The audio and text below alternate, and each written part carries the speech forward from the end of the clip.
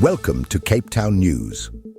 Today is Sunday, the 9th of March, 2025, and in case you missed it, here's this week's recap of leading stories from the Western Cape. The Western Cape government has secured 2.8 billion rand from the German Development Bank, KfW, to upgrade the province's electricity infrastructure. This funding forms part of a 39.5 billion rand three-year infrastructure plan, the largest in Cape Town's history. The investment aims to expand grid capacity, introduce battery storage solutions, and integrate renewable energy sources to strengthen the region's resilience against load shedding. Cape Town Mayor Jordan Hill-Lewis stated that the plan will modernize substations, improve energy efficiency, and secure long-term sustainability. The funding follows the city's growing push to become energy independent from Eskom, with a focus on procuring electricity from private suppliers and renewable sources. The project, which has already begun, will prioritize critical infrastructure upgrades in high-demand areas and aims for completion by 2027. The initiative is expected to reduce rolling blackouts, attract business investment, and support economic growth. The city has also promised increased consumer protections, ensuring lower-income households benefit from improved energy supply without significant cost hikes. The Cape Town Pride Parade took place over the weekend, drawing thousands of people in celebration of the LGBTQIA+ community. This year's event was marked by calls for justice following the murder of Imam Mohsin Hendricks, an openly gay imam and LGBTQIA+ rights activist. The parade, which started at Prestwich Street and made its way to the Greenpoint Urban Park, featured floats, music, and speeches from activists calling for stronger protections against hate crimes.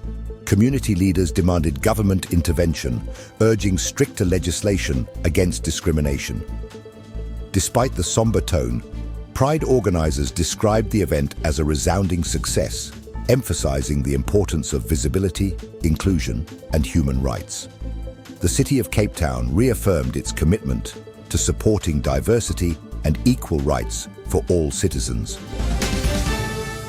The Western Cape High Court has ruled against a 40 million rand bequest left to the far-right group Buru Legi Ion, BL, by the late Gruntland Michael Bray, citing the group's extremist ideologies and their unfounded claims of a white genocide.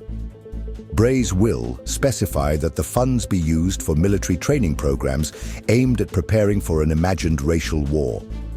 Judge Roshani Ali, in her ruling, stated that the fear-mongering tactics of BL and their false narrative of a planned extermination of white South Africans had no factual basis. She ordered that the funds be redirected through interstate succession laws, preventing them from being used to finance extremist activities. The case was brought to court after Bray's distant relatives and human rights organizations challenged the bequest, arguing that the money should be placed under state oversight rather than handed to a militant group. The ruling has been widely welcomed by civil rights organizations, with many seeing it as a landmark case in preventing the financing of radical organizations. BL, which has been under intelligence surveillance for years, claimed that the ruling was an attack on Afrikaner heritage, but legal experts noted that freedom of belief does not extend to funding activities that pose a security threat. The court also ordered BL to cover all legal costs related to the case. A woman suffered a life-threatening infection after swimming at Saunders Rocks Beach, raising concerns over water quality and public safety. She was diagnosed with E. coli septicemia and streptococcus, infections that doctors believe resulted from exposure to contaminated seawater. Following the incident, multiple residents have come forward with similar cases, some requiring hospitalization due to severe gastrointestinal illnesses and skin infections. Environmental groups have urged the City of Cape Town to conduct independent testing of ocean water quality and address potential sources of contamination. The city has responded by insisting that their latest water tests indicate safe swimming conditions. but many beachgoers remain skeptical. Some local marine biologists have suggested that runoff from stormwater drains and aging sewage infrastructure could be contributing to the bacterial levels in certain areas. Health officials have advised residents with weakened immune systems to avoid swimming at lesser monitored beaches, while further investigations into bacterial contamination are expected in the coming week. Cape Town is hosting the first G20 Anti-Corruption Working Group meeting from the 3rd to the 5th of March 2025, marking a pivotal moment in global efforts to combat corruption. Delegates from G20 nations have convened to discuss international cooperation, policy reforms, and transparency initiatives to address corruption-related challenges. South Africa, as the host country, has reiterated its commitment to strengthening anti-corruption frameworks and aligning with global best practices. The meeting also serves as a platform for knowledge sharing, with experts addressing key issues such as financial crimes, illicit trade, and governance improvements. Discussions from this summit are expected to shape future policy recommendations for G20 nations, reinforcing the country's stance against corruption on both local and international levels. Additionally, the event will focus on enhancing anti-bribery measures and strengthening whistleblower protection laws to encourage accountability. One of the key discussions includes South Africa's recent efforts in implementing stricter regulations to address state capture concerns, which have historically affected governance and economic growth. The long-awaited Cape Winelands Airport has taken a major step forward with the completion of its Environmental Impact Assessment, EIA, bringing it one step closer to development.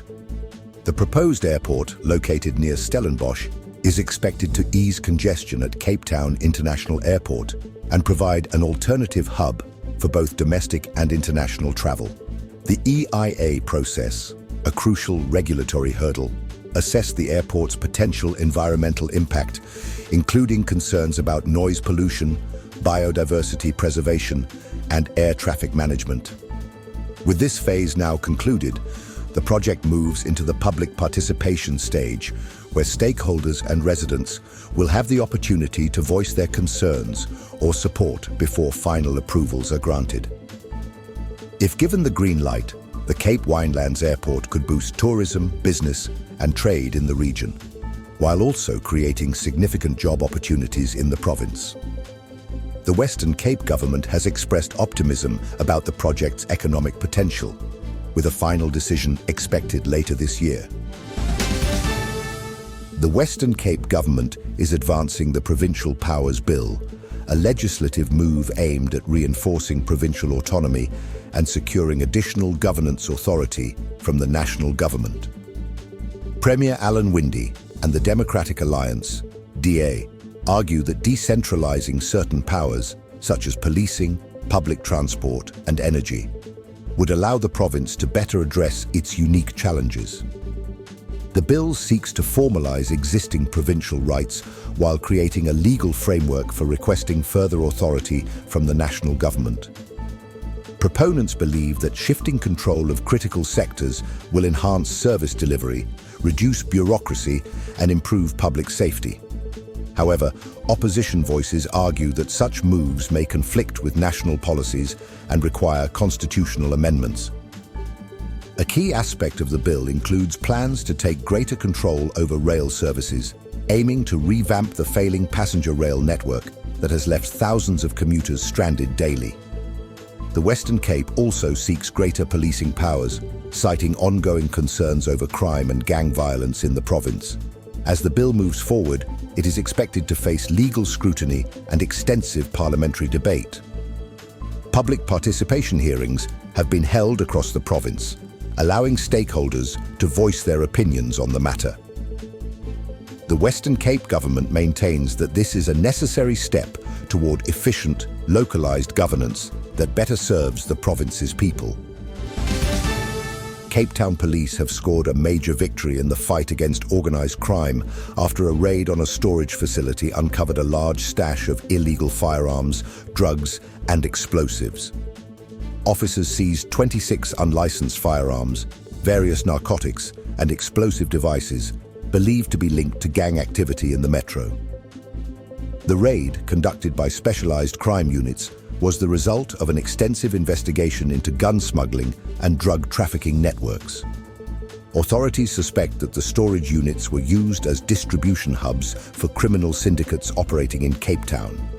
Police spokesperson Brigadier Novella Potelwa confirmed that multiple suspects have been arrested, and forensic analysis will determine the origins of the weapons and drugs.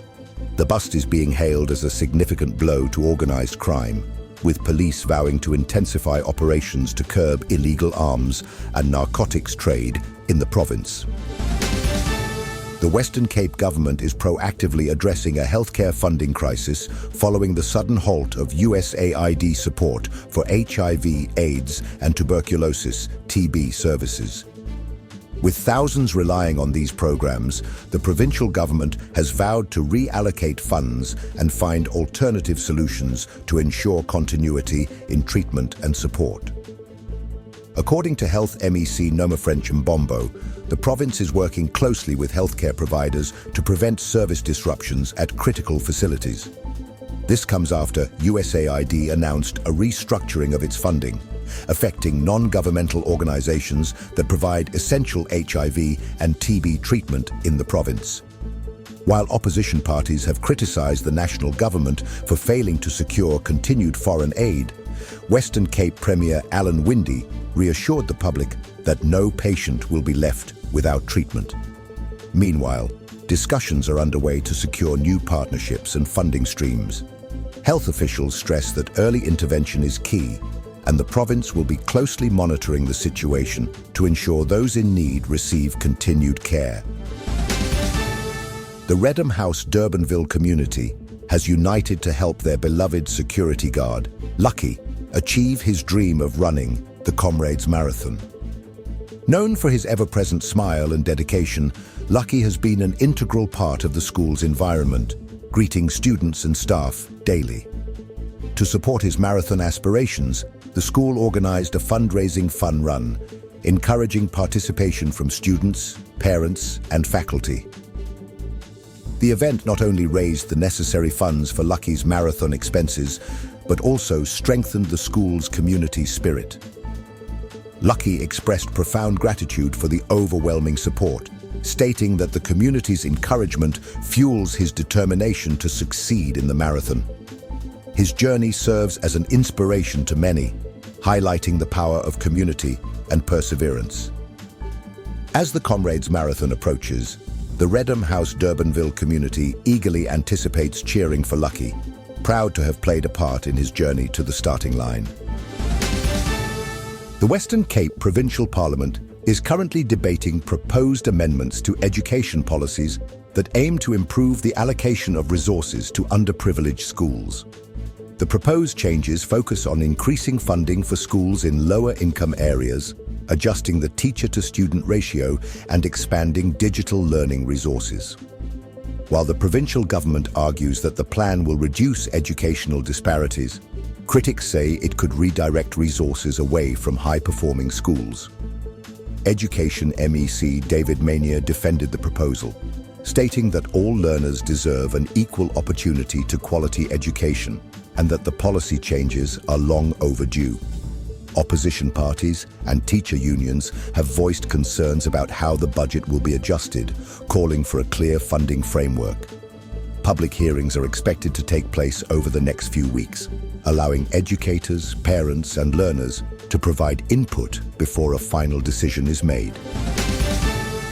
President Ramaphosa recently told Johannesburg leaders that if they want to host the prestigious summit, they must urgently address issues like power cuts, water shortages, and road maintenance. With Joburg under pressure, Cape Town Mayor Jordan Hill-Lewis is seizing the opportunity, positioning Cape Town as a more prepared and reliable alternative. The mayor highlighted Cape Town's strong infrastructure, stable governance, and proven track record in hosting large-scale global events. He argued that the mother city already has the facilities, transport network, and security measures in place to accommodate world leaders and delegations. City officials say hosting the G20 summit would bring massive economic benefits, boosting tourism, business, and investment. The bid has gained strong backing from local business groups and tourism boards, who believe it would cement Cape Town's status as a world-class city. While the presidency has yet to respond to the mayor's invitation, the debate is heating up, with many wondering if Cape Town could outshine Johannesburg as South Africa's prime global event destination. Monday's weather will bring warm and partly cloudy conditions across the Western Cape, with moderate winds expected. The morning will start off with temperatures around 18 degrees Celsius, light southeasterly winds, and some cloud cover. By afternoon, expect sunny skies, with a high of 27 degrees Celsius and winds picking up to 25 kilometers per hour from the southeast. By evening, temperatures will cool down to 17 degrees Celsius with clear skies and gentle breezes. Coastal conditions will see high tide at 7:25 a.m. and 7:45 p.m., while low tide will be at 1:35 p.m. Ocean swells are expected to range between 2.5 to 3 meters, with moderate rip currents along the Atlantic coastline. Sunrise is at 6:10 a.m., while sunset will be at 7:15 p.m. That's all for this week's recap on Cape Town News. If you found this update helpful, subscribe and hit the notification bell so you never miss a story.